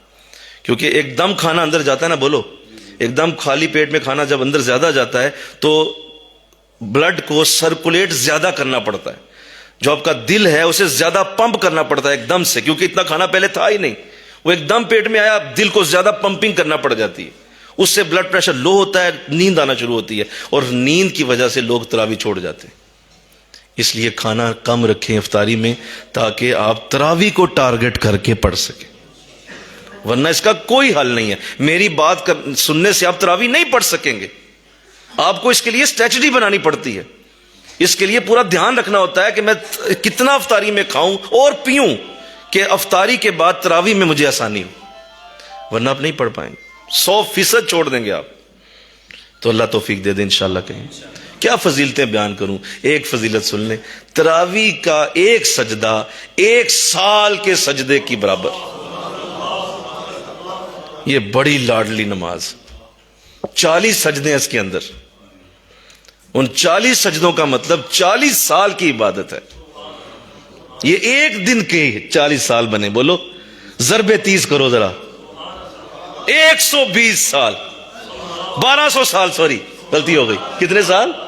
مل کے کہو نا سبحان اللہ. سارے بولو نا یار، وہ آخری بولے ذرا. 1200 سالوں کی عبادت کا ثواب ہے 30 دنوں میں. نہیں کریں گے، ایسے بدبخت ہیں نہیں کریں گے، بھاگ جائیں گے، کرکٹ شروع کر دیں گے۔ اس وقت جو ہے وہ فلڈ لائٹیں لگا کے تو جو ہے بیڈمنٹن کھیلنا شروع کر دیں گے۔ یار 1200 سالوں کا اللہ تھال لے کے کھڑا ہے، فرشتے تھال لے کے کھڑے ہیں، آ جاؤ لے جو 1200 سالوں کی بات، کوئی پوچھتا نہیں۔ پھر ایسا زبردست عذاب ہے ہماری قوم کے اوپر کہ نہ ان کو بجلی چین لینے دے رہی ہے، نہ گیس چین لینے دے رہی ہے، نہ ان کو مہنگائی چین لینے دے رہی۔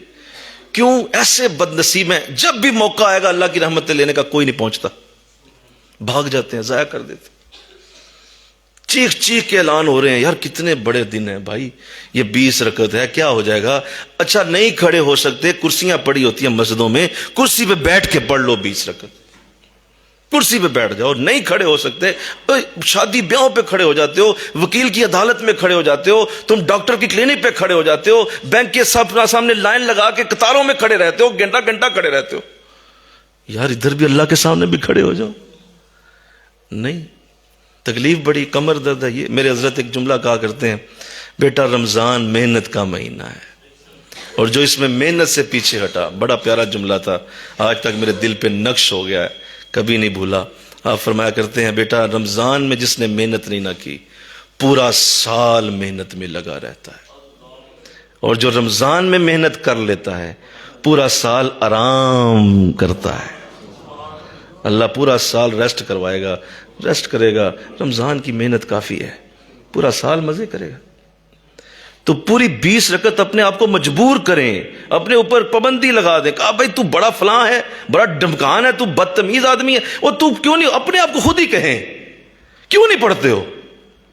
کیا وجہ ہے؟ کیا مسئلہ ہے تجھے؟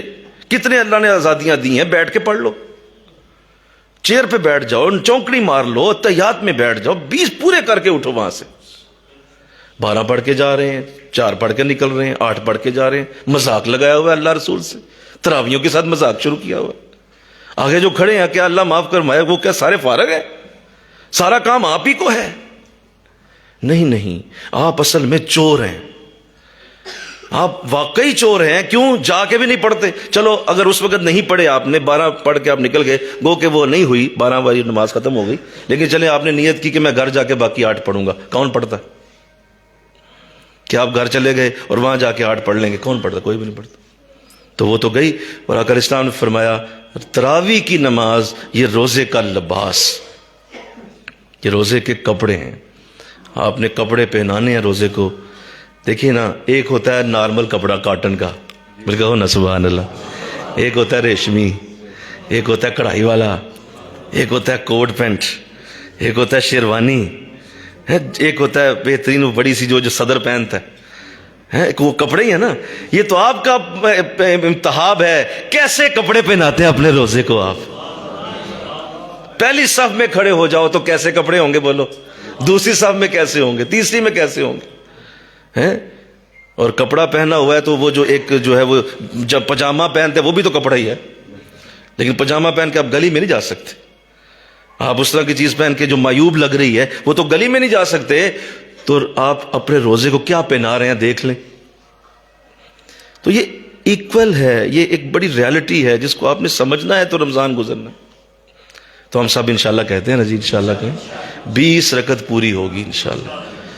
پھر ایسی جگہ پڑھیے جہاں جا کے آپ کو پتا ہے کہ یہاں قاری صاحب بڑے اہتمام سے آگے پڑھا رہے ہیں، ڈھونڈ کے مسجد پتہ کیجئے، 5-7 مساجد کا دورہ کیجئے اور جا کے دیکھیے کہ کہاں بہترین قرآن پڑھایا جا رہا ہے، کیونکہ تراویح کی نماز قرآن کے ساتھ تعلق رکھتی، اس کا اصل قرآن ہے، یہ قرآن کے سننے کے لیے دی گئی۔ تاکہ دیکھیے نا، اگر علیحدہ علیحدہ ہم ایکسپیکٹ کریں کہ سارے اپنے اپنے گھروں میں قرآن پڑھ لیں گے تو یہ ممکن نہیں ہے۔ تو اللہ نے کمال یہ نظام بنا دیا کہ سب کو اکٹھا کر کے قرآن سنانا شروع کر دیا۔ کہو نا سبحان اللہ۔ ویسے تو یہ نہیں ممکن تھا کہ سارے علیحدہ علیحدہ اپنے گھروں میں پڑھتے، تو ایک اکٹھا نظام بنایا، سب کو کہا بھائی آ جاؤ، آگے ایک بندہ کھڑا ہوگا، خوبصورت قرآن سنائے گا تم، اسی لیے تراویح دی۔ تو وہاں پڑھیں جہاں تسلی سے قاری پڑھا رہا ہے، کسی ایسی جگہ جان نہ جائیں۔ میری طرف سے آپ کو یہ کھلی میں آپ کو بات کر رہا ہوں، اس مسجد سے نکل آئیں جہاں تیز پڑھایا جا رہا ہے قرآن، جس کا لفظ ہی سمجھ کوئی نہیں آتی. یعلمون تعلمون یعلمون تعلمون یعلمون تعلمون، بس اور رکوع ہو رہا ہے، بس آخری لفظ سمجھ آتی یعلمون. اللہ اکبر. تو پہلے کیا پڑھا آپ نے وہ نہیں پتا چلا، اگلے رکعت میں آخری لفظ تعلمون، تو باقی کیا پڑھا وہ کوئی پتہ نہیں. تو ایسا ظلم نہ کرو، اپنے اوپر نہ ہونے دو. کہا بھائی تم لوگوں کو اللہ ہی حافظ ہے، اللہ ہدایت دے تمہیں، یہ کوئی قرآن ہے کیا؟ آپ جائیں حرم میں انشاءاللہ، کہیں نا اللہ توفیق دے دے. 4 گھنٹے لگتے ہیں تراویح کے، 4 گھنٹے کھڑا کر کے وہ اتنے سکون سے پڑھتے ہیں کہ آپ کی نس نس میں قرآن اتار دیا جاتا. وہ کہتے ہیں کھڑے رہو، لوگ بیٹھ بھی جاتے ہیں بےچارے، پھر کئی بےچارے لیٹے ہوتے ہیں، لیکن بس پڑھتے ہیں لوگ. تو یہاں آدھا گھنٹہ صبر نہیں یار. پھر باتیں کریں گے کہ دیکھیں جی انتظامیہ سے کہیں قاری صاحب سے کہیں ذرا جلدی پڑھایا کریں، وہ فلاں جگہ تو 50 منٹ میں ختم کر دیتے ہیں، فلاں جگہ 45 منٹ میں ختم کر دیتے ہیں. تو آپ جائیں جا کے پڑھیں 45-50. آپ کو کیا پڑھی ہے؟ آپ تو منٹ گن رہے ہیں، قرآن تھوڑی سن رہے ہیں. آپ تو منٹ گنتے ہیں، قرآن سننے والا منٹ نہیں گنتا. وہ کہتا ہے شکر ہے مولا تیرا کلام میرے کانوں میں جا رہا. اگر اسلام نے فرمایا قرآن پڑھنے والے کو 1 درجہ ثواب ہے، قرآن سننے والے کو 2 درجہ ثواب. 2 درجے تجھے مل رہے ہیں. وہ آگے محنت کر رہا ہے، اس کو 1 درجہ مل رہا ہے. وہ سننے والا کتنا خوش نصیب ہے، اس کو 2 درجے ثواب. اور کہتا نہیں جی اسی طرح بس سستی غفلت، چھوٹی طرح بھی پڑھیں. کیا کر رہے ہیں؟ جب آج ہو گئے ہیں تو پھر پورا مزہ لے کے جائیں. تو اللہ توفیق دے انشاءاللہ کہہ دیجئے تراویح کی نماز کو اپنے اوپر لازم کیجیے. پھر رمضان میں اگلی بات یہ ہے کہ رمضان کے اندر افطاری کا وقت آتا ہے. افطاری کا وقت یہ رمضان میں قبولیت کی انتہا کا وقت ہے، اور یہ پورے روزے کا سینٹر پوائنٹ ہے. مل کے کہو سبحان اللہ. پورے روزے کا 24 گھنٹوں کا بولو سینٹر پوائنٹ ہے جسے افطاری کہتے ہیں. ایک کونا اس کا تہجد کا وقت ہے اور دوسرا کونا اس کا افطاری ہے. تو افطاری کا وقت یہ سینٹر میں ہے، اور اس کے جو 5-10 منٹ ہوتے ہیں اس کے بارے میں کہا گیا کہ یہ اسم اعظم کی طرح اثر رکھتے ہیں. کیا میں نے بولا؟ نہیں سنیا تسی، پھر بولو. یہ اسم اعظم کی طرح اثر رکھتے ہیں. جو آخری 5-10 منٹ ہیں اس میں آقا فرماتے ہیں کہ اللہ اپنے بندے کو جب دیکھتا ہے کہ اس کے منہ سے بدبو ہو رہی، پیٹ خالی ہے، ہوا نکلتی ہے تو بدبو ہے. فرمایا کہ یہ جو منہ کی بدبو ہوتی ہے، وہ جو پیٹ خالی ہونے کی وجہ سے آتی ہے، آقا فرماتے ہیں اس وقت اللہ کو وہ مشک اور عنبر سے بھی زیادہ اچھی لگتی کہ یہ میرے بندے کے پیٹ خالی ہونے کی وجہ سے ہو رہا ہے. اور پھر آخری 10 منٹ ہیں، سامنے پانی پڑا ہے، بہترین روٹی پڑی ہے، ٹھنڈے گلاس پڑے ہیں، کھجوریں پڑی ہیں، کھانے کی نعمتیں انواع و اقسام کی سامنے پڑی ہیں، کنڈی لگی ہوئی ہے، اکیلے بیٹھے ہیں آپ، کوئی آپ کے پاس نہیں، لیکن آپ وہ ایک بھی گلاس اٹھا کے نہیں پیتے. کمال ہو گئی. مولا ایسا کیا ہو گیا؟ اے میرے بندے تجھے کیا ہو گیا؟ کھا لے، کون تجھے دیکھ رہا ہے؟ دروازہ بند ہے، کوئی نہیں تیرے پاس، اکیلے ہو، بھوک شدید ہے، پیاس شدید ہے، پیو. نہیں مولا تو دیکھ رہا ہے، ابھی ٹائم نہیں ہوا، ابھی 5 منٹ باقی. میرے بندے کیا میری طرف دھیان ہے؟ کہا ہاں مولا تو جو دیکھ، آخری 5 منٹ ہیں، کوئی بات نہیں، سارا دن رہا تو دیکھ رہا ہے، میرا وقت ابھی ہوا نہیں. تو فرمایا اچھا تجھے میرا اتنا خیال ہے تو میرے بندے میرا جی یہ چاہتا ہے کہ میں سارے پردے ہٹا دوں اور تجھے اپنا چہرہ دکھا دوں. یہ بات پورے روزے کے وقت میں کسی جگہ نہیں کہی گئی، نہ یہ سحری میں کہی گئی ہے، نہ یہ ظہر میں ہے، نہ عصر میں، نہ یہ عشاء میں، نہ تراویحوں میں. یہ سحری، یہ افطاری کا یہ وقت، جو افطاری کا وقت ہے، اس میں یہ کہا گیا کہ میرا جی چاہتا ہے میں اپنا چہرہ دکھا دوں تجھے. تو اللہ تو چہرہ دکھانے آئے. اس وقت آپ اور میں کیا کر رہے ہوتے ہیں؟ ہمیں اس پہ غور کرنا ہے. ہمیں کیا کرنا ہے اس وقت؟ ہمیں بھی پورا دھیان اللہ کی طرف کرنا ہے، دعا کرنی ہے، ہاتھ اٹھانی ہے اور دعا کرنی ہے. بے شمار مانگیں اللہ سے، اس وقت کچھ بھی مانگ لیں. میں نے اس وقت کی دعا کو کبھی رد ہوتے نہیں دیکھا. گو سارا رمضان ہی قبولیت دعا کا وقت ہے، لیکن افطاری کا وقت تو ٹھک کر کے دعا قبول کرواتا ہے فوراً. اور جو اس میں بیٹھتا ہے، محنت کرتا ہے، اللہ اس کے لیے ایسے عجیب انداز بنائے گا کہ آپ کی سوچ اور میری سوچ وہاں تک نہیں جا سکتی. لہذا افطاری کے وقت کو استعمال کریں. غائب ہو جائیں، ادھر ادھر چلے جائیں، کمرے میں کسی میں چلے جائیں، مصلی بچھا لیں، دعا شروع کر دیں. قرآن شروع کر دیں، درود شریف شروع کر دیں، اللہ کی بارگاہ میں روئیں، مانگیں، کچھ بھی کہیں اللہ سے، جو دل چاہ رہا ہے بولتے جائیں، اور پھر اللہ سے کہہ دیں مولا اس وقت حالت ایسی ہے، دعا کو نہیں سمجھ آ رہی، بس وقت ایسا ہے تو خود ہی کرم فرما دے، اللہ کر دے گا۔ نوٹ کر لیں، لہذا افطاری کے وقت کو گھر میں ماحول بنائیں، بچوں کو بٹھائیں، بیوی کو بٹھائیں، بہنوں کو، بھائی یہ دعا کا وقت، بھاگو بھاگو بھاگ چھوڑ دو، بیٹھو دعا کرو اور اس کی برکت دیکھو۔ اللہ اگلے سال تک حالات نہ بدل دے تو کہنا، اگلے سال بدل دے گا اللہ، انشاءاللہ کرم ہو جائے گا۔ تیسری اور آخری بات یہ ہے کہ جب رمضان میں جب اگلے دن آتے ہیں تو رمضان کے اندر اللہ اعتکاف کے 10 دن عطا کرتا ہے۔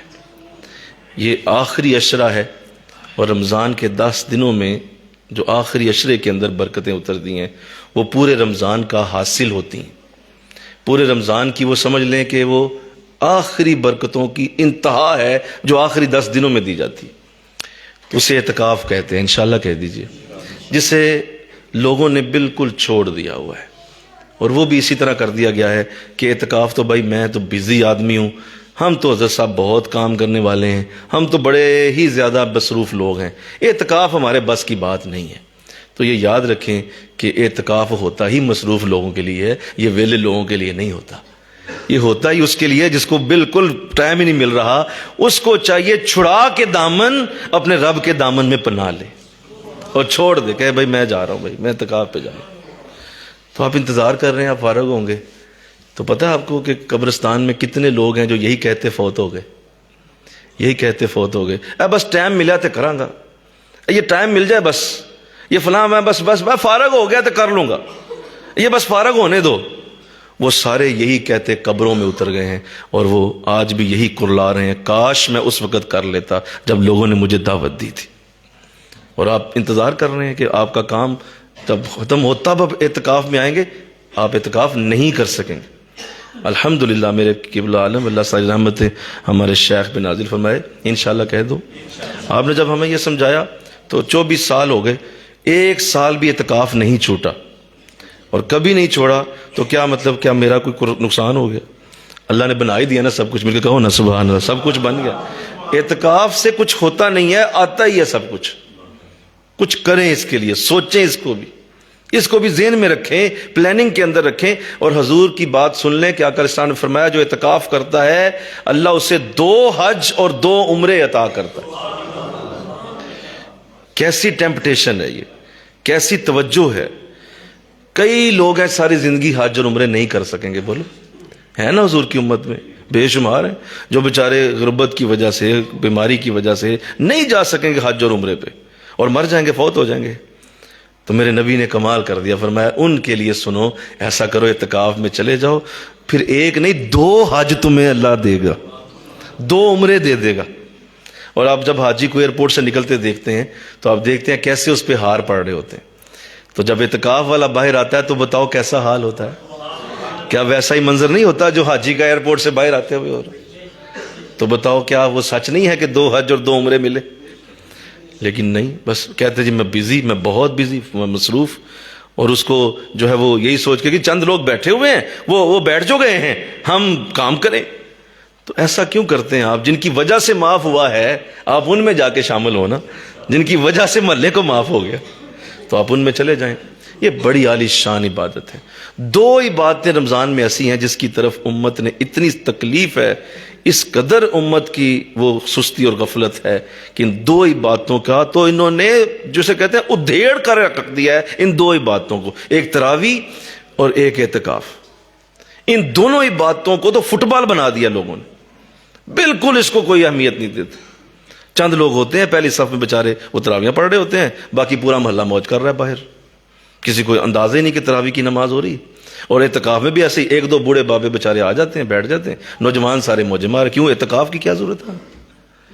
تو ان دونوں عبادتوں کی سختی اتنی زیادہ ہے کہ حضور جیسا شخص، سنو میرا جملہ، حضور جیسے شخص نے بھی جب یہ 10 دن آتے تھے آپ سارے کام چھوڑ کے 10 دن مسجد نبوی میں بیٹھ جاتے تھے۔ کیا ضرورت تھی حضور کو؟ آقا کو کیا ضرورت ہے؟ آپ تو جدھر جاتے قرآن پیچھے آتا، آپ تو جدھر جاتے جبریل پیچھے آتا تھا، حضور کو کیا؟ ان 10 دنوں کی برکت اتنی بڑی ہے، کہ حضور بھی مسجد نبوی میں آ جاتے، اور جس سال آپ کا اعتکاف قضا ہو گیا نہیں کر سکے، اگلے سال آپ نے 20 دن کا اعتکاف کر کے تو اس پچھلے 10 دنوں کی قضا کر دی۔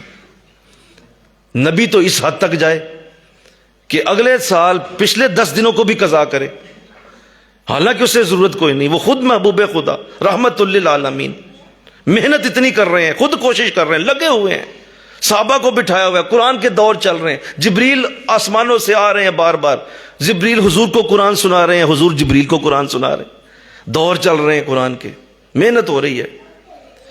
کون کر رہا ہے؟ صاحب قرآن، جو خود قرآن والا ہے وہ محنت کر رہا ہے کہ بیٹھو مجھے قراؤ، تم سناؤ۔ حضرت کعب کے بارے میں آتا ہے کہ جو بڑی اچھی تلاوت کرتے تھے، حضور ہر وقت ان کو اپنے ساتھ بٹھا کے رکھتے، فرماتے یار اب فلاں جگہ سے قرآن سناؤ ذرا، وہ شروع ہو جاتے، تھوڑی دیر گزرتی، فرماتے کعب رکو ذرا، اب ذرا فلاں سورت سناؤ یار، وہ سنانا شروع کر دیتے، تھوڑی دیر اور گزرتی، فرماتے اب ذرا وہ پچھلی 30ویں پارے میں آؤ، فلاں سورت سناؤ مجھے اب۔ اوہو محنت، یہاں کیا ہے، ہم نے اسے کمائی کا ذریعہ بنا لی۔ رمضان کمائی بڑی ہوتی ہے جی، رمضان میں بڑی کمائی ہوتی ہے، بڑی کمائی۔ کتنے کما لو گے؟ 6 لاکھ 10 لاکھ 20 لاکھ کما لو، 15 لاکھ کیا کرو گے؟ وہ جو رمضان کی عزت ہے وہ تو کروڑوں سالوں تک، اربوں سالوں تک رہنے والی، اور تم 2 لاکھ 3 لاکھ کتنا کما لو گے بھائی ان 10 دنوں میں؟ بتا دو مجھے، میرے سامنے رکھو نا، تمہارے سامنے اماؤنٹ رکھتا ہوں، بولو کتنا کما لو گے ان 10 دنوں میں جو اللہ کا رسول مسجد میں آ کے بیٹھ جاتا تھا؟ ذرا حساب لگاؤ نا، ذہن دوڑاؤ نا، کتنا کماؤ گے؟ اور اگر وہاں آ کے بیٹھ جاؤ گے تو 2 حج اور 2 عمرے بھی پاؤ گے، سارے 10 دنوں کا بہترین رزق بھی پاؤ گے۔ اور اللہ کا نبی فرماتا ہے جو نیکیاں ان 10 دنوں میں کوئی شخص باہر رہ کے کر سکتا تھا، اعتکاف والے کو مفت میں وہ ساری نیکیاں اللہ عطا فرما دیتا۔ وہ جنازہ پڑھنے جا سکتا تھا، وہ بیمار کی عیادت کر سکتا تھا، کسی کی شادی میں جا کے پیسے سلامی دے سکتا تھا، کسی غریب کی مدد کر سکتا تھا، کسی بیمار کو سہارا دے سکتا تھا، ماں باپ کے پاؤں دبا سکتا تھا۔ یہ سارے کام کرنے کا ثواب اسے اعتکاف میں ہی دے دیا جاتا ہے۔ کیا چاہیے؟ بیٹھو گے انشاءاللہ، اللہ توفیق دے دے۔ غور کرو، اس پہ غور کرو، چھوڑ دو یہ دنیا کی محبتیں، انسان کا کھ نہیں چھوڑتی۔ یہ دنیا کے پیار پال پال کے آج تک کیا لے لیا؟ بتاؤ کتنی پراپرٹیاں بنا لی ہیں تم نے؟ بولو کتنے پلاٹ ہیں تمہارے؟ پیار کیا نا دنیا سے، اس کے پیچھے بھاگے، اور پچھلے کتنے رمضان گئے ہیں، نہیں آپ بیٹھے تو بتائیں کتنی پراپرٹیاں بنائی آپ؟ نہیں صحیح بات کرو نا، کتنی گاڑیاں آپ کی؟ کیا کیا کیا آپ نے کھٹ لیا دوسرے لفظوں میں، یا کیا آپ نے جو ہے دنیا سے پوٹ لیا ہے؟ آگے بھی ایسے ہی ہونا ہے، نہ پوٹ سکیں گے، نہ کچھ لے سکیں گے، نہ دنیا کا کچھ بن سکے گا۔ ہاں نہ خدا ہی ملا، نہ وصال صنم، نہ ادھر کے رہے نہ ادھر کے رہے، دونوں ہی جائیں گے۔ بتا دو نا کہ اگر نہیں آپ بیٹھے اتنے سال تو کیا کما لیا آپ نے؟ کتنی آپ کی دکانیں اور بن گئی ہیں، کتنے مارکیٹ اور بن گئے ہیں، کتنے بچے آپ کے اس وقت زیادہ رزق کھا گئے، یا کتنے آپ کے جو وہ کپڑے خریدنے تھے بیوی کے نہیں لے کے دیے، کیا ہو گیا اس سے؟ کیوں اس عظیم وقت کو ضائع کرتے ہیں ہم؟ کیوں اس عظیم وقت سے زیادتی ہوتی ہے کہ ہر مسجد کرلا رہی ہوتی ہے؟ میں پوچھتا ہوں ہر رمضان میں، بتاؤ یار فلاں، یار حضور صاحب 2 بندے بیٹھے جی، وہ فلاں مسجد جی 4 بندے بیٹھے، میری مدینہ مسجد پوچھا 1 بندہ بیٹھا ہوا ہے، 2 کنال کی مسجد 1 بندہ بیٹھا ہوا۔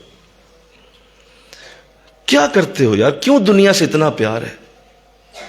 چھوڑ دو، میری بات مان لو۔ ہم آپ کو آج پہلے جمعے میں یہاں ایک پیغام دے رہے ہیں، انشاءاللہ کہہ دو نا، آ جاؤ، اللہ کے ہاں دنیا بھی ہے آخرت بھی ہے، یہاں دونوں ملیں گے۔ اور اگر وہاں جاؤ گے تو صرف دنیا ہی پالو گے، اور وہ بھی کتنی تمہیں پتہ ہی ہے، لیکن یہاں آؤ گے تو دنیا اور آخرت دونوں پاؤ گے، دونوں نصیب ہوں گے۔ تو آؤ اللہ توفیق دے دے۔ یہ ہے جی رمضان، یہ رمضان کا پیکیج ہے، اس طرح گزارنا ہے انشاءاللہ کہہ دو۔ ہمارا یہاں صبح فجر کے وقت دین کورس شروع ہو رہا ہے، آئیے دین سیکھیے۔ 15واں سال ہے ہمیں، مل کے سبحان اللہ بولو، اللہ اور توفیق دے۔ 15 سال ایک عمر ہوتی ہے، 15 سال ہو گئے ہیں، اور مجھے بڑی خوشی ہے کہ جس طرح قرآن پاک میں 15واں پارہ ہے اور وہ قرآن کی چوٹی ہے، تو ہماری مسجد شروع ہوئی ہے تو آج 15واں درس ہے یہ بھی۔ آئیے دین سیکھیے کورس، صبح فجر کے وقت شروع ہوتا ہے، اس میں آئیں، اس میں حاضری دیں، فجر کے بعد سونے کی عادت چھوڑ دیں، اس میں بیٹھیں، 1 گھنٹے کے لیے اللہ کا دین سیکھیں، اللہ کا دین جانیں، اللہ کے دین کو سمجھیں۔ ابھی میری باتیں سنیے، کچھ تو پلے پڑا نا، بولو نا یار، ایک آدھ بات ہی صحیح لیکن کچھ تو آیا، تو اس میں بھی آیا گا کچھ، تو بیٹھو گے کوئی نہ کوئی بات ذہن میں آ جائے گی اور اس سے زندگی بدلے گی انشاءاللہ۔ محنت، ریاضت، کوشش، اپنے کام کا وقت کم کر دیں، تھکاوٹ نہ ہو آپ کو، زیادہ اوقات نفل میں اپنے قرآن کی تلاوت 1 گھنٹہ روز کریں، تراویح کے اوپر پابندی لگا دیں، اور سحری کے وقت اٹھ کے تہجد پڑھیں۔ یہ چند چیزیں رمضان کی ہیں، اسے اپنائیں۔ اور سب سے پہلے میں نے کیا کہہ دیا، بولیے، گناہ چھوڑ دیں، پیچھے ہٹ جائیں۔ اب یہ بندہ جب عید مناتا ہے نا، تو اس کی اصل عید شروع ہوتی ہے، اس کے لیے عید ہے کہ اب وہ جب عید تک پہنچتا ہے تو واقعی عید کی نماز پڑھنے کے قابل ہے۔ اور حضرت غوث اعظم رضی اللہ تعالیٰ عنہ جیسا شخص بھی جب عید کی نماز پڑھنے آئے تو رو رہے تھے، تو مریدوں نے پوچھا، حضور آپ کیوں رو رہے ہیں، آج تو خوشی کا دن ہے۔ فرمایا، خوشی تو اس کے لیے ہے جس کا رمضان نیکیوں میں گزرا، میری کیا نیکیاں ہوں گی۔ غوث اعظم جیسا شخص روتا ہے کہ میری کیا نیکیاں ہوں گی جو میں نے رمضان میں کی ہیں، پتہ نہیں قبول ہوئی ہیں کہ نہیں ہوئی ہیں، تو اس لیے رو رہا ہوں۔ تو اندازہ کیجئے کہ اتنے بڑے بزرگ کو بھی اس وقت حالت یہ ہے، تو ہمیں کتنی ضرورت ہے کہ ہم رمضان میں صحیح طرح سے اپنے رب کے بارگاہ میں حاضری دیں۔ تو اللہ توفیق دے دے، مجھے آپ کو اللہ سعادت دے دے۔ انشاءاللہ رمضان کی آپ سب کو پیشگی مبارکباد ہے۔ وما علینا الا البلاغ المبین۔ سنتے ادا فرمائیں۔